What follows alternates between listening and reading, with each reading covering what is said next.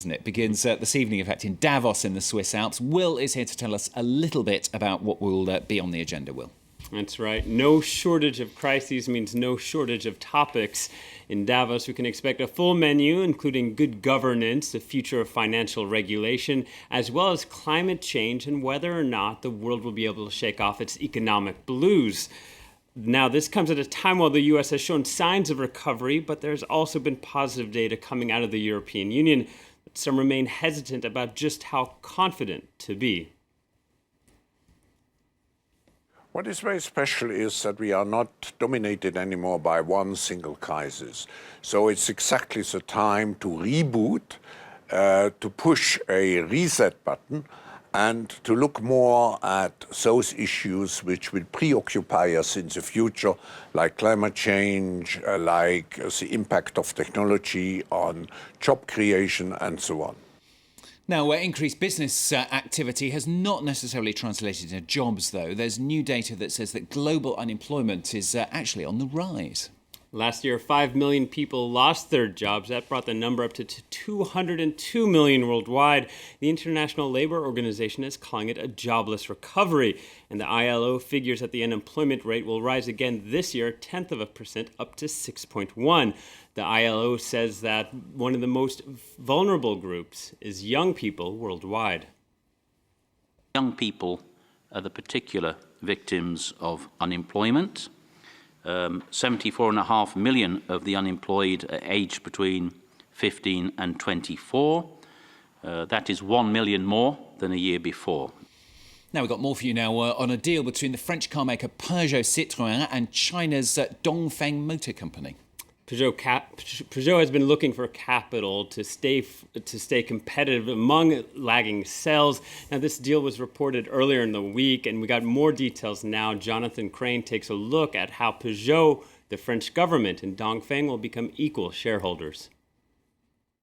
PSA Peugeot Citroën moves one step closer to a crucial cash injection. After its board agreed a survival plan that will see the founding Peugeot family give up part of its stake, the French car maker has confirmed it's looking to raise €3 billion from a share offering, some of which would come from Chinese car maker Dongfeng, an existing partner.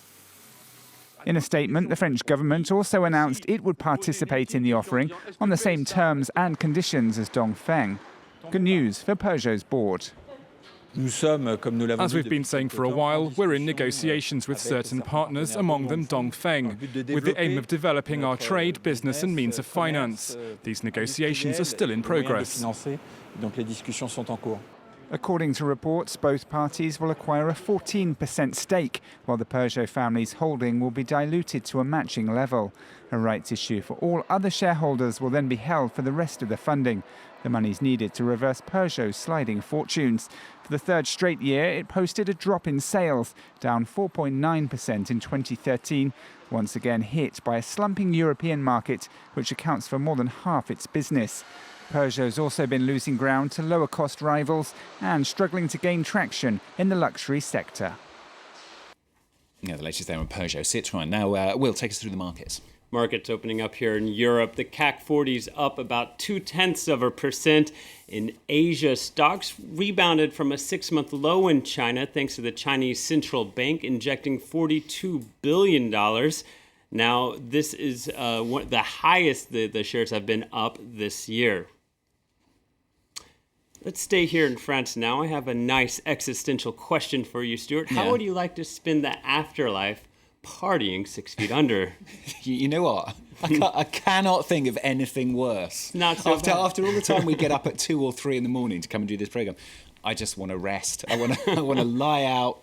You can do that now. Swedish company Pause and Audio and Video has built a coffin for €23,000 that lets you listen to your favorite songs underground. With godlike comfort and angelic interior, the coffin employs a pair of two-way speakers. tweeters. Now, and a this divine coffin is English nearly subwoofer. 30 times more expensive than the average coffin in Sweden. And in addition to the speakers, the subwoofer, and the amplifier, the Kata coffin has a wireless 4G connection, everything you need underground.